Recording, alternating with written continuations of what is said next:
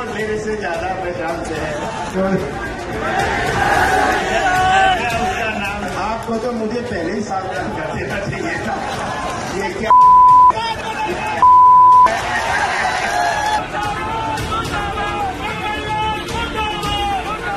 क्या गरीब बेटी का अपमान किया जाएगा? क्या बहनों और बेटियों को कोई सम्मान नहीं है?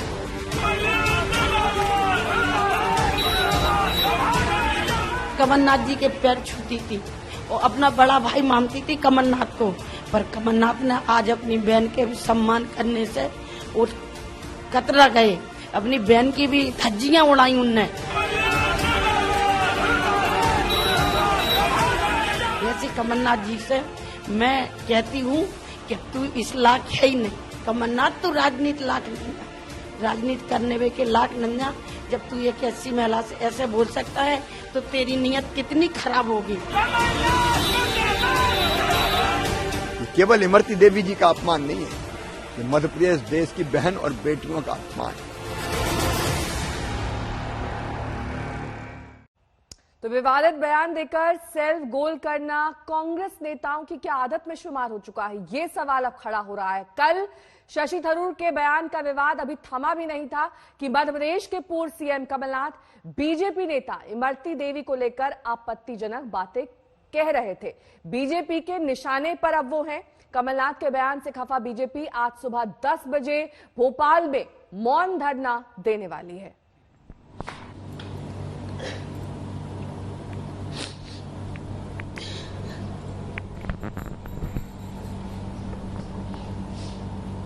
इमरती देवी को लेकर आपत्तिजनक बयान पूर्व सीएम कमलनाथ का, इसको लेकर काफी ज्यादा व्यथित और दुखी इमरती देवी, और इसी को लेकर बीजेपी का आज मौन धरना प्रदर्शन भी सुबह 10 बजे होगा।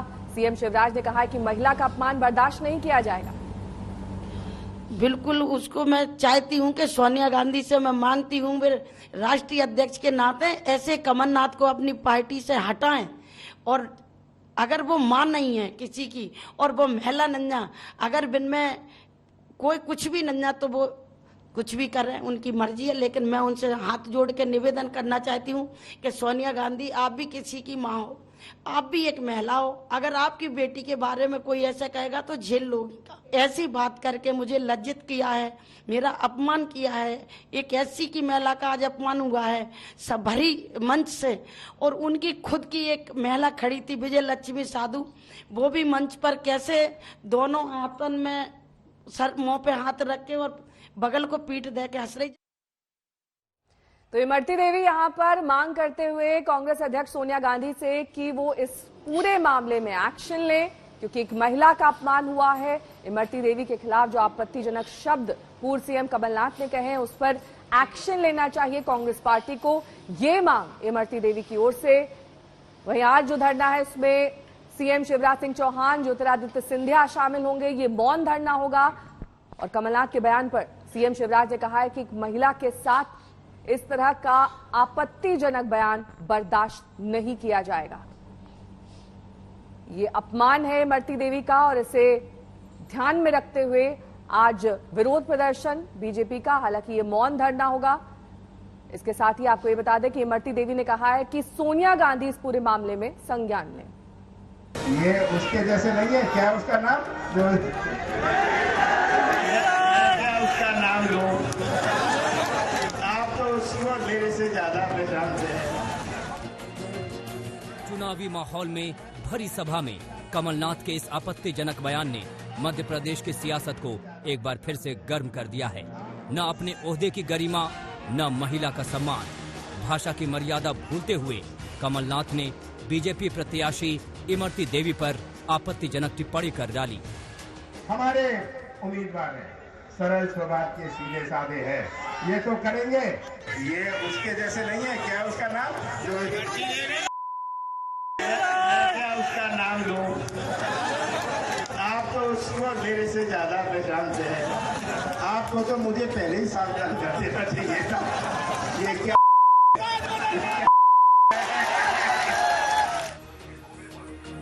कमलनाथ भाषा की मर्यादा भूले तो बीजेपी कहां चुप रहने वाली थी। मुख्यमंत्री शिवराज सिंह चौहान ने कमलनाथ पर पलटवार किया। शिवराज ने कहा, ये सिर्फ इमरती देवी का अपमान नहीं बल्कि मध्य प्रदेश की बेटी का अपमान है। माँ, बहन और बेटी को मान, सम्मान और इज्जत की नजरों से देखा जाएगा, वहीं देवता निवास करेंगे। और उसी धरती पर एक पूर्व मुख्यमंत्री कहते हैं, मैं उन शब्दों को दोहराना नहीं चाहता, ये केवल इमरती देवी जी का अपमान नहीं है, ये मध्य प्रदेश देश की बहन और बेटियों का अपमान है। कमलनाथ के इस बयान ने अब पूरी तरह से सियासी रंग ले लिया है। बीजेपी अब उपचुनाव में इस मुद्दे को छोड़ती नजर नहीं आ रही। इमरती देवी के सम्मान में मुख्यमंत्री शिवराज सिंह चौहान आज भोपाल में सुबह 10 बजे से 12 बजे तक 2 घंटे के लिए मौन धरना देंगे। दरअसल मध्य प्रदेश के पूर्व मुख्यमंत्री कमलनाथ डाबरा विधानसभा क्षेत्र में आयोजित एक जनसभा को संबोधित कर रहे थे। डाबरा सीट से कांग्रेस ने सुरेश राजे को उम्मीदवार बनाया है। वहीं बीजेपी की ओर से इमरती देवी मैदान में हैं और यहीं राजे के समर्थन में वोट मांगते हुए कमलनाथ शब्दों की मर्यादा भूल बैठे। सबसे बड़ी बात, इमरती देवी उन पूर्व विधायकों में से एक हैं जिन्होंने कांग्रेस छोड़ बीजेपी ज्वाइन की थी। इमरती देवी को ज्योतिरादित्य सिंधिया का कट्टर समर्थक माना जाता है। ऐसे में सिंधिया भी कहां चुप बैठने वाले थे।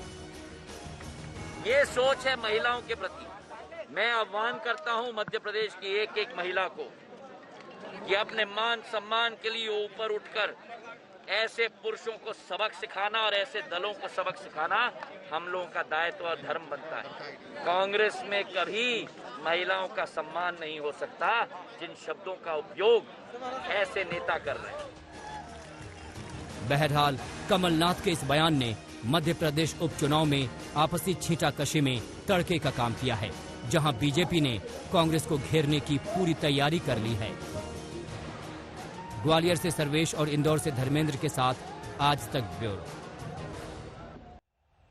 भाषा की टूटती लक्ष्मण रेखा की मिसाल तो आपने देख ही ली। अब सियासत की संवेदनहीनता की तस्वीर भी आपको दिखा देते हैं। दरअसल एमपी के खंडवा में ज्योतिरादित्य सिंधिया की चुनावी रैली से पहले एक किसान की मौत हो गई, लेकिन रैली रोकने की जगह 2 मिनट के मौन के बाद भाषणबाजी दोबारा शुरू हो गई। किसान का शव एक कुर्सी पर रख दिया गया।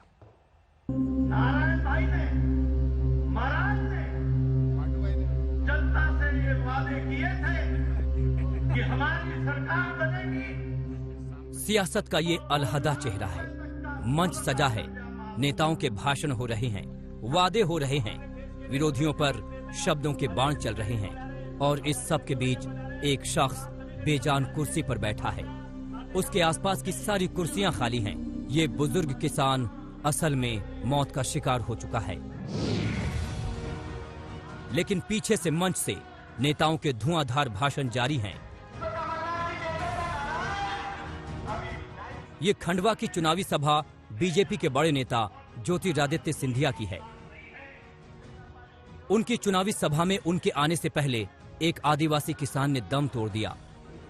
उसके लिए 2 मिनट का मौन रखा गया, लेकिन उसके शव को वहां हटाने से पहले ही भाषण शुरू हो गए। जाहिर तौर पर इस पर सवाल उठने थे और बीजेपी को सफाई भी देनी पड़ी। उनको लग रहा था कि ज्योतिरादित्य सिंधिया जी जैसे नेता आ रहे हैं तो उनको मैं भी सुनूं, और वो आए और उसके बाद में क्योंकि उनकी 80 साल की उम्र थी और यहाँ एकाएक उनको अटैक आया और अटैक आने के बाद में वो वहीं पर शांत हो गए। अब क्योंकि सभा चालू नहीं हुई थी, सिर्फ जो जैसे राम डांगोरे जी का भाषण चल रहा था मंच पर, लेकिन ये मालूम नहीं हुआ कि क्या हुआ है। सभा में जो हुआ कि एक मतलब किसान पड़ा हुआ है और भाषण अपने निरंतर चल रहे हैं, इस पर कहीं न कहीं घटिया मानसिकता है और घटिया राजनीति है। इसकी हम घोर निंदा करते हैं। और ये जो लोग हैं एक तरफ अपने आप को अन्नदाता को भगवान मानते हैं, लेकिन कहीं न कहीं कथनी और करनी में बहुत भिन्नता है और हम इसकी घोर निंदा करते हैं। उधर विवाद हुआ तो खुद ज्योतिरादित्य सिंधिया को भी सफाई देनी पड़ी। उन्होंने ट्वीट किया, कांग्रेस घटिया राजनीति कर रही है। रैली में मेरे पहुंचने से पहले ही हमारे अन्नदाता की मौत हो चुकी थी। मैंने सबसे हमारे अन्नदाता के लिए मौन रखवाकर श्रद्धांजलि अर्पित की। मेरे लिए राजनीति जनसेवा का जरिया है। इसका सर्टिफिकेट मुझे कांग्रेस से नहीं चाहिए। बीजेपी ने अपनी बात कही है, लेकिन सवाल ये कि सभा में एक लाश पड़ी होने के बीच सियासी भाषणबाजी जारी रखना क्या संवेदनहीनता नहीं? खंडवा से जय नागदा के साथ ब्यूरो रिपोर्ट आज तक। चलिए अब आपको बिहार ले चलेंगे, जहां के चुनावी रंग अब आपको दिखा देते हैं। बिहार में सियासी घमासान का रंग जमने लगा है। नीतीश कुमार 3 तरफ से हमले झेल रहे हैं। कांग्रेस आरजेडी के साथ साथ एलजेपी के चिराग पासवान भी उनको निशाने पर ले रहे हैं। आत्मनिर्भर भारत के साथ आत्मनिर्भर बिहार बनेगा। बिहार के सियासी रण का मैदान सज चुका है। नेताओं के ताबड़तोड़ दौरे हो रहे हैं। एक दूसरे के दावों की बखियां उधेड़ी जा रही हैं। तो क्या खुद शिक्षा देगा? नीतीश कुमार ने 15 साल से एक रोजगार नहीं दिया और अपने वादे जोर देकर दोहराए जा रहे हैं। का परिणाम है कि आज बिहार आगे बढ़ा है। ऐन चुनाव से पहले अपने पिता को खोने वाले चिराग पासवान के हमले नीतीश कुमार पर तीखे होते जा रहे हैं। आरजेडी के साथ नीतीश को अब एलजेपी के भी सीधे हमलों से दो चार होना पड़ रहा है। बड़े बड़े नेताओं को मुख्यमंत्री फील करवा रहे हैं कि आप चिराग के खिलाफ बोलिए, आप चिराग के खिलाफ बोलिए। मैं आपके माध्यम से मैं भारतीय जनता पार्टी के तमाम नेताओं को इस धर्म संकट से मैं मुक्त करता हूं कि मेरी चिंता बिल्कुल नहीं करें, माननीय मुख्यमंत्री जी को संतुष्ट करें और वो जितना चाहते हैं मेरे खिलाफ आप लोग बोलें। तमाम नेताओं से मैं आग्रह करूंगा खुलकर मेरे खिलाफ बोलें। अगर प्रधानमंत्री जी भी बिहार में जब रैली करते हैं वो भी अगर मुख्यमंत्री जी को संतुष्ट करने के लिए मेरे खिलाफ अगर कुछ शब्दों का इस्तेमाल करना चाहें जरूर करें। बीजेपी और जेडीयू आत्मनिर्भर और विकसित बिहार का दम भर रहे हैं। उधर सरकार आने की सूरत में तेजस्वी पहले दस्तखत से 10 लाख नौकरियां देने का वादा कर रहे हैं।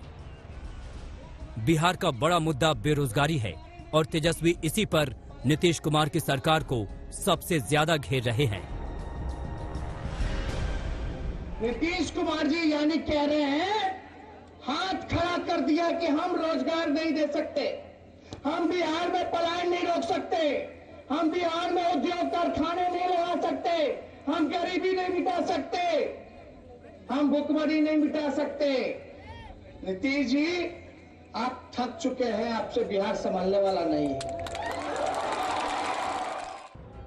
बेरोजगारी और विकास के साथ साथ बिहार में और मुद्दों की गूंज भी सुनाई देने लगी है। मसलन बिहार के बीजेपी प्रभारी देवेंद्र फडणवीस की एक रैली के बीच ही सुशांत सिंह को इंसाफ देने की मांग उठी और जमकर नारे लगे।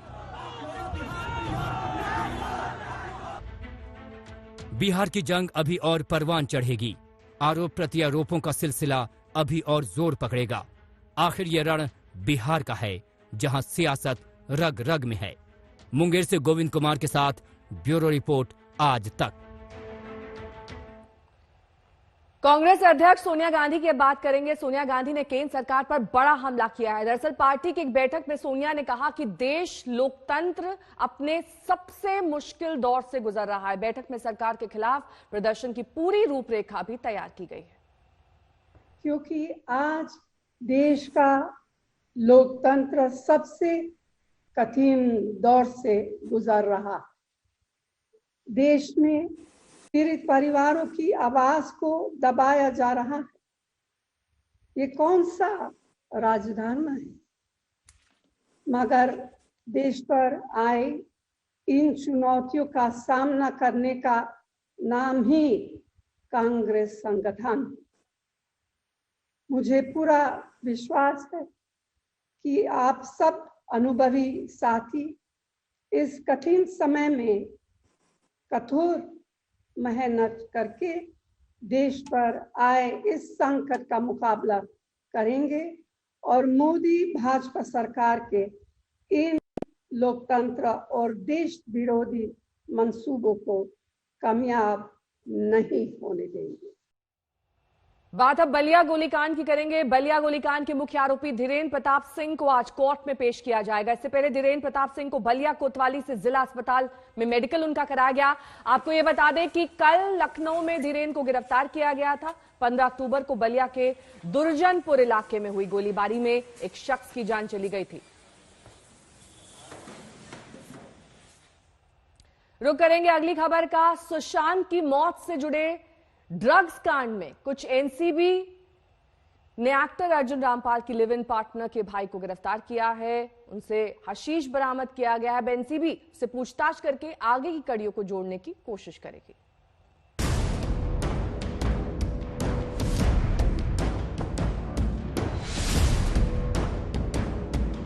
सुशांत सिंह राजपूत की रहस्यमय मौत से शुरू हुआ जांच का सिलसिला अब ड्रग्स के ऐसे जाल की तरफ जा चुका है जिसका कोई और छोर नहीं है। सुशांत की लिव इन पार्टनर रही रिया चक्रवर्ती इस मामले में बुरी तरह उलझ चुकी हैं। उसके भाई शोविक की मुसीबत तो इस कदर बढ़ी है कि अब तक उसकी जमानत तक नहीं हो पाई है और अब नारकोटिक्स कंट्रोल ब्यूरो ने एक और अहम गिरफ्तारी की है। क्या और बढ़ेगी रिया की मुसीबत? क्या शोविक की रिहाई और मुश्किल होगी? नई गिरफ्तारी से क्या राज खुलेंगे? एनसीबी ने 16 नंबर की जो एफआईआर दर्ज की है उसमें अब तक पूरी 22 गिरफ्तारियां हो चुकी हैं। जाहिर तौर पर सबसे चर्चित नाम रिया चक्रवर्ती का है। इसके साथ साथ कई सारे ड्रग पैडलर भी गिरफ्तार किए जा चुके हैं। लेकिन कई दिनों की चुप्पी के बाद अब एनसीबी फिर एक्शन में है। इस बार बॉलीवुड ड्रग्स कनेक्शन में अर्जुन रामपाल की गर्लफ्रेंड गैब्रिएला के भाई को अरेस्ट किया गया है। एजीसियालोस डेमेट्रिएडिस नाम के इस शख्स से हशीश और एल्प्राजोलम की टैबलेट मिली है। ड्रग पैडलर से पूछताछ के आधार पर उसे गिरफ्तार किया गया। डेमेट्रिएडिस कई फिल्मी हस्तियों के संपर्क में था। अब इंतजार इस बात का है कि उसके जरिए एनसीबी और किन किन लोगों तक पहुंचती है। मुंबई से दिव्येश सिंह, आज तक। बात अब हैदराबाद में बारिश के डबल अटैक की। 4 दिन से स्मार्ट सिटी हैदराबाद में एक बार फिर से पानी ही पानी नजर आ रहा है। इतनी बारिश हुई है कि शहर का बड़ा हिस्सा बरसात की पानी में समा गया है। शनिवार रात से शुरू हुई बारिश के कारण झील और जलाशय लबालब होकर बहने लगे हैं। शहर के निचले इलाकों में बाढ़ की स्थिति है। 100 घंटे के अंदर हैदराबाद की सूरत एक बार फिर बिगड़ गई। भारी बारिश से जल प्रलय के हालात बन गए। शहर का बड़ा हिस्सा बरसाती पानी से लबालब भर गया। घरों में बारिश का पानी घुस गया। सड़कें सैलाब में समा गईं। खिलौने की तरह तेज बहाव में कारें बहने लगी। कुछ इलाकों में तो ये समझना मुश्किल हो गया कि शहर में समंदर है या समंदर में शहर। 4 दिनों के भीतर दूसरी बार बारिश से बेबस और लाचार हैदराबाद की इन तस्वीरों को देखकर आप हैरान हो जाएंगे। ये मंजर इस शहर के स्मार्ट सिटी होने के सारे भ्रम तोड़कर रख देगा। तेज बहाव का अंदाजा लगाइए। ऑटो और कार तिनके की तरह पानी में बहने लगे। पुराने हैदराबाद के गली मोहल्ले बरसाती पानी से भर गए। डरा सहमा इंसान घरों में कैद हो गया। शहर में 150 मिलीमीटर से अधिक बारिश दर्ज की गई। गलियों में 4 फीट से ज्यादा पानी जमा हो गया। सबसे ज्यादा नुकसान पुराने हैदराबाद में हुआ। पुराने हैदराबाद के गोलंका, मूसराम बाग, मलकापेट, मदनापेट, लाल दरवाजा, आलियाबाद, शमशेरगंज, अल जुबैर कॉलोनी, गाजी मिल्लत कॉलोनी में सबसे ज्यादा नुकसान हुआ। भारी बारिश के बीच डर के साए में किसी भी तरह से लोगों ने अपनी रात गुजारी और सुबह हुई तो नुकसान का अंदाजा लगा। हर तरफ तबाही ही तबाही। गाड़ियों का हाल देखिए। स्कॉर्पियो, ऑटो, कार, 2 पहिया वाहन सब बर्बाद हालत में मिले। घरों में बरसात का पानी घुस गया। सड़कों पर मलबा ही मलबा था। जो लोग निचले तल्ले पर रहते थे उन्हें सबसे ज्यादा नुकसान हुआ। और ये तो बहुत नुकसानदेह पानी है, बहुत हालात खराब है। आज तक संवाददाता आशीष पांडे ने बाबानगर इलाके में तबाही को कैमरे में रिकॉर्ड किया। लोगों ने बताया कि बारिश के बाद बालापुर इलाके में एक बड़े तालाब में कटाव के वजह से अचानक पानी शहर में घुस आया। ये सब इतनी जल्दी हुआ कि लोगों को संभलने का मौका नहीं मिला। आपका घर यहाँ पे कितना पानी था? कल कमरे तक था, पूरा अंदर और यहाँ तक पूरा पानी। रात में 1:30, पौने 2 बजे के टाइम पे जो है पूरा पानी यहाँ पर होमनी, ऑटो, पूरा पानी भरे हुआ था। और मेरे घर में जैसे पूरा पानी भरा हुआ है, 3 कमरों में पानी भरा हुआ है। यहाँ से 1 किलोमीटर है, आधा किलोमीटर है। हैदराबाद शहर के बीचों बीच मूसी नदी बहती है। ये नदी पुराने शहर और नए शहर को बांटती है। एक हफ्ते में दूसरी बार मूसलाधार बारिश की वजह से नदी का जलस्तर इतना बढ़ गया है कि सुबह प्रशासन को रास्ता बंद करना पड़ा। इलाके में बदइंतजामी से लोग परेशान हैं। ये वजह है कि टीआरएस के कॉरपोरेटर के पहुंचने पर लोगों का गुस्सा फूट पड़ा और नेताजी को बेरंग लौटना पड़ा। कांग्रेस ने सीधे सीधे मुख्यमंत्री चंद्रशेखर राव पर निशाना साधा और आरोप लगाए कि संकट की हालत में सीएम साहब गायब हैं, प्रशासन सो रहा है। Chief Minister Mr. Kalvakutla Chandrasekhar Rao is a curse to people of Telangana. Nowhere in the country, I guess, if this kind of floods that have occurred in the parts of Telangana and particularly in the greater Hyderabad, when people are suffering and lakhs of acres of land is inundated and entire greater Hyderabad is inundated underwater, this man sits in his fort called Pragati Bhavan and does not come out and interact with the people, understand the problems of the people. What a pathetic chief minister is he! वहीं दूसरी तरफ हैदराबाद के सांसद असदुद्दीन ओवैसी भी इलाके में डटे दिखे। ओवैसी ने ट्वीट कर जानकारी दी कि बाढ़ में अकेले फंसे एक बुजुर्ग को अपनी निगरानी में सुरक्षित निकाला। राज्य सरकार के मुताबिक भारी बारिश के डबल अटैक से अब तक 50 लोगों की जान चली गई और शुरुआती अनुमानों के मुताबिक लगभग 9,000 करोड़ रुपए का नुकसान हुआ है। मौसम विभाग की माने तो अभी इलाके में और बारिश हो सकती है। हैदराबाद में बुधवार तक के लिए बारिश का अलर्ट जारी किया गया है। बिजली गिरने और गरज के साथ आंधी तूफान आने की भी संभावना जताई गई है। बंगाल की खाड़ी के पश्चिम मध्य इलाके में बने गहरे दबाव को इतनी भारी बारिश का जिम्मेदार बताया जा रहा है। यानी अभी सावधान रहने की जरूरत है। इलाके में अक्टूबर में ऐसी बारिश पहले कभी नहीं देखी गई। Telangana state development planning society के मुताबिक हैदराबाद और उसके आसपास के इलाकों में 4 दिनों में 324.55 मिलीमीटर से ज्यादा बारिश दर्ज की गई है। सामान्यतः इतनी बारिश इस इलाके में 1 महीने की बारिश के बराबर है। ऐसे मौसम के बदलते मिजाज से सावधान रहना ही ठीक होगा। हैदराबाद से आशीष पांडे के साथ आज तक ब्यूरो। कोरोना संकट के बीच देश में जिंदगी को ट्रैक पर लाने की कोशिश हो रही है। बाजार से लेकर मंदिर तक तमाम गाइडलाइंस के साथ खुल रहे हैं। लेकिन आपको यह बता दें कि इस बीच कोरोना अभी खत्म नहीं हुआ है। लापरवाही आपकी जान को खतरे में डाल सकती है। बिहार इलेक्शन हो या फिर त्योहारों का मौसम, धीरे धीरे लोगों में कोरोना का खौफ कम हो रहा है, जो एक बड़े खतरे की ओर इशारा करता है।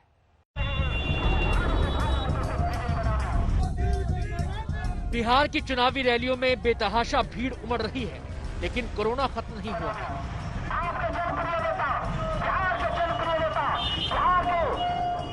बाजारों में सोशल डिस्टेंसिंग की टूटती धज्जियां, लेकिन याद रखिए कोरोना भी खत्म नहीं हुआ है। दशहरा, दुर्गा पूजा जैसे बड़े त्योहारों की तैयारी, लेकिन सावधान रहिए, कोरोना भी खत्म नहीं हुआ है। कोरोना संकट के बाद अब तक के सबसे बड़े चुनाव आयोजन बिहार इलेक्शन का हाल देखिए। पार्टी कोई भी हो, लेकिन चुनावी रैलियों में सैलाब उमड़ा हुआ है। सोशल डिस्टेंसिंग से लेकर मास्क तक सब नदारत है, जिसकी गवाही ये तस्वीरें दे रही हैं। न कोरोना का खौफ, न चुनाव आयोग की गाइडलाइंस की चिंता और न ही मौत का डर। सियासत के बीच दांव पर सांस लगी हुई है। बिहार में कोरोना के 2 लाख से ज्यादा केस आ चुके हैं। रोजाना 1100 से ज्यादा नए मामले सामने आ रहे हैं। अब तक 990 लोग अपनी जान गंवा चुके हैं। इतना ही नहीं, पूर्णिया के आईजी विनोद कुमार की कोरोना की वजह से मौत हो गई। 2 दिन पहले पंचायती राज मंत्री कपिल देव कामत ने कोरोना की वजह से दम तोड़ा था। ऐसे में सियासत के नाम पर इतनी बड़ी लापरवाही कैसे, जब चुनाव आयोग ने कोरोना के मद्देनजर तमाम गाइडलाइंस जारी की हुई हैं, तो फिर उनकी अनदेखी क्यों? नामांकन में उम्मीदवार के साथ 2 से ज्यादा लोग नहीं जा सकते। उम्मीदवार समेत 5 लोग ही डोर टू डोर कैंपेन में हिस्सा ले सकते हैं। रैलियों में सभी को सोशल डिस्टेंसिंग और मास्क लगाना जरूरी है। देश में रोजाना कोरोना के 60,000 से ज्यादा केस आ रहे हैं।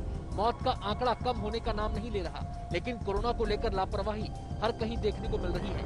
पंडाल से लेकर मंदिरों तक नियमों की धज्जियां उड़ाई जा रही हैं। सरकार की ओर से पूजा और रामलीला जैसे आयोजनों की छूट मिली, लेकिन उसके साथ ही तमाम नियम शर्तें भी लागू की गयी, लेकिन खुलेआम नियमों की धज्जियां उड़ाई जा रही है।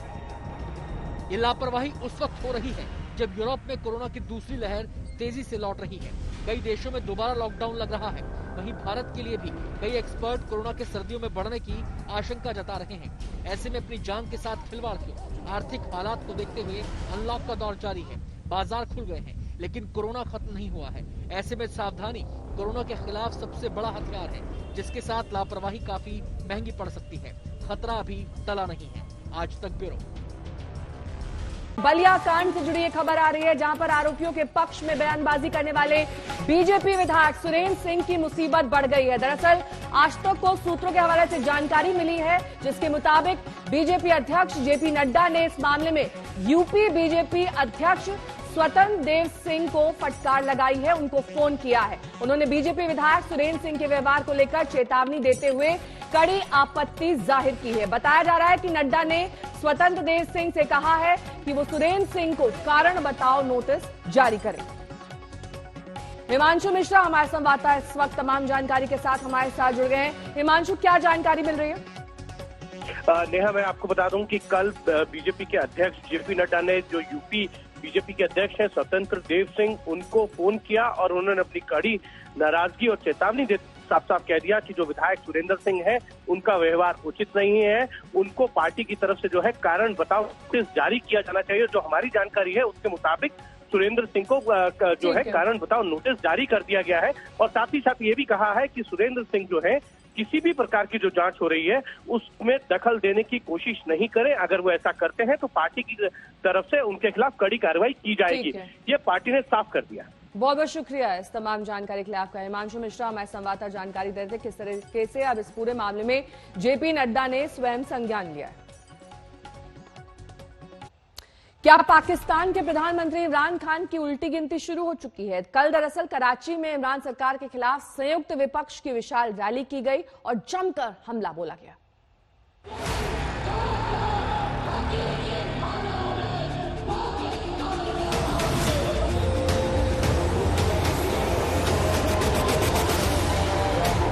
कराची की सड़कों पर विरोध का सैलाब है।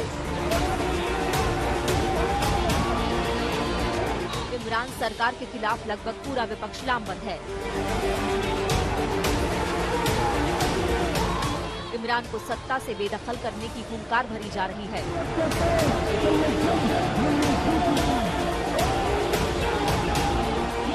ये तस्वीर है पाकिस्तान में इमरान सरकार के खिलाफ विपक्षी गठबंधन की ओर से रविवार को कराची में बुलाई गई दूसरी रैली की।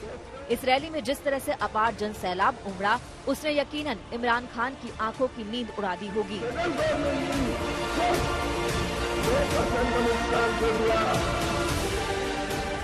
करीब 1 लाख से ज्यादा लोगों की भीड़ के बीच विपक्षी नेताओं ने इमरान खान पर जमकर हमले बोले। ये जंग पाकिस्तान की तमाम जमहूरी ताकतों ने लड़नी है। एक एक करके वो तमाम इदारे खोखले किए जा रहे हैं। कराची को नवाज शरीफ की पार्टी पाकिस्तान मुस्लिम लीग नवाज और मुत्ताहिदा कौमी मूवमेंट का मजबूत किला माना जाता है। रैली में नवाज शरीफ की बेटी मरियम ने इमरान को सत्ता से उखाड़ फेंकने की हुंकार भरी। डरपोक आदमी फौज को अपनी नालायकी छुपाने के लिए, अपनी नाकाम सियासत के लिए इस्तेमाल करते हो। तुम्हें ये हक किसने दिया है? क्या फौज इमरान खान की है? विपक्ष की इन रैलियों से इमरान खान बुरी तरह बौखलाए नजर आने लगे हैं। शनिवार को उन्होंने साफ कह डाला कि नवाज शरीफ पाकिस्तान के पूर्व राष्ट्रपति जनरल जियाउर हक के जूते साफ कर राजनीति में आए हैं। ये वो आदमी है जो जियाउर हक के जूते पॉलिश करते करते चीफ मिनिस्टर बना था। कभी पाकिस्तान इमरान की सरकार विरोधी रैलियों पर फिदा था और अब वक्त ऐसा बदला कि इमरान के खिलाफ लोग सड़कों पर उतर आए हैं। 11 पार्टियों वाले विपक्षी गठबंधन ने इमरान सरकार के खिलाफ 6 रैलियों का प्लान बनाया है। तो क्या ये माना जाए कि इमरान की उल्टी गिनती शुरू हो चुकी है? आज तक ब्यूरो। आरोपी धीरेन्द्र सिंह की पहचान इलाके में दबंग के तौर पर है। भले ही 15 अक्टूबर की वारदात के बाद वो सुर्खियों में आया हो, लेकिन उसकी पुरानी करतूतों का कच्चा चिट्ठा भी सामने आ रहा है। और तो और आरोपी को खुलकर समर्थन दे रहे बीजेपी विधायक सुरेंद्र सिंह के भी ऐसे ही तेवर के सबूत सामने आने लगे।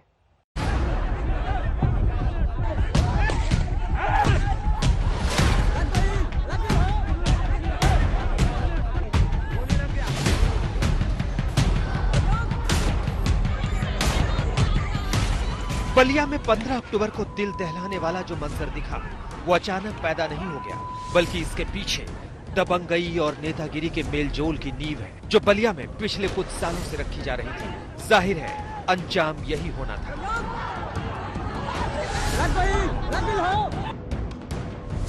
कोटे की दुकानों में एक तरफा वर्चस्व को लेकर मुख्य आरोपी धीरेन्द्र सिंह पहले से अफसरों और दूसरे पक्षों पर दबाव देने और खुलेआम धमकाने जैसे हथकंडे अपनाता था।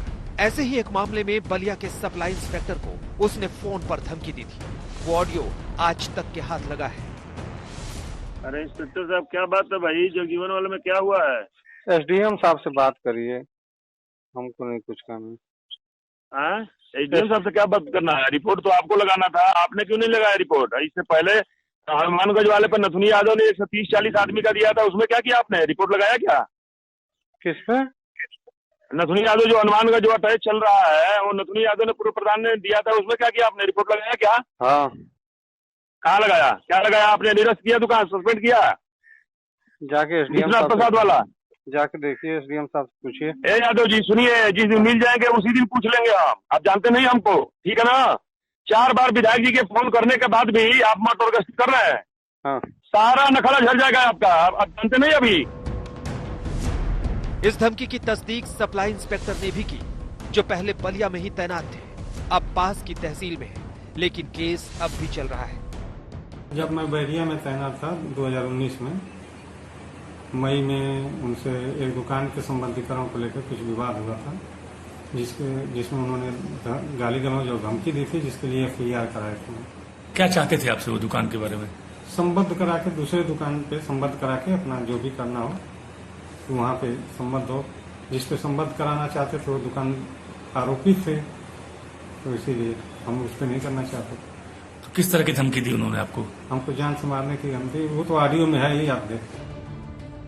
धीरेन्द्र सिंह के लिए बीजेपी विधायक सुरेंद्र सिंह की हमदर्दी तो जग जाहिर है। खुद विधायक भी इसे पर्दे में रखने की जहमत नहीं उठा रहे।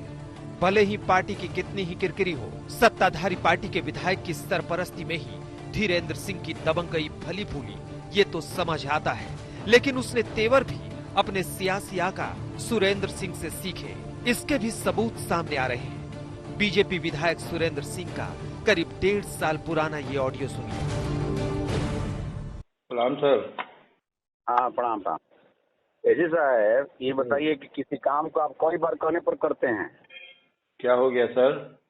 मैं आपसे कहा कि इस जेई को हटाना है, तो हटाई को नहीं है? ये सर ये आंदोलनरत है सर, इससे ये और बिगड़ जाएगा मामला ना सर। क्या बिगड़ जाएगा? ये बिगड़ जाएगा? ये आंदोलनरत हैं। आंदोलनरत है, आंदोलन क्या मतलब है? आंदोलन का मतलब है जब विधायक की शिकायत है पूरे प्रदेश में।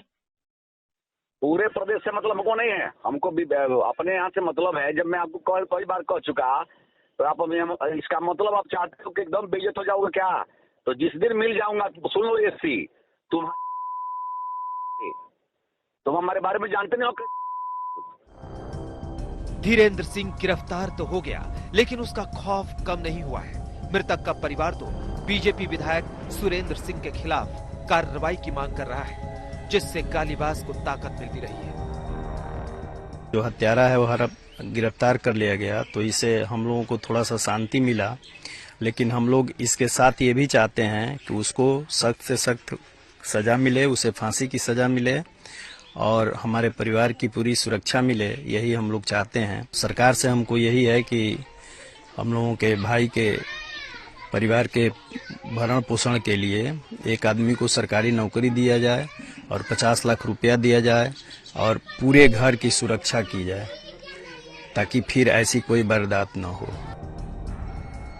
आरोपी के बलिया पहुंचने के बाद आगे की कार्रवाई से ये जल्द ही साफ हो जाएगा कि धमकी और गुंडागर्दी का साम्राज्य बनाने वाले धीरेन्द्र सिंह को इस बार अपनी करनी भुगतनी होगी, या फिर सत्ताधारी पार्टी के विधायक से नजदीकी उसकी ढाल बन जाएगी।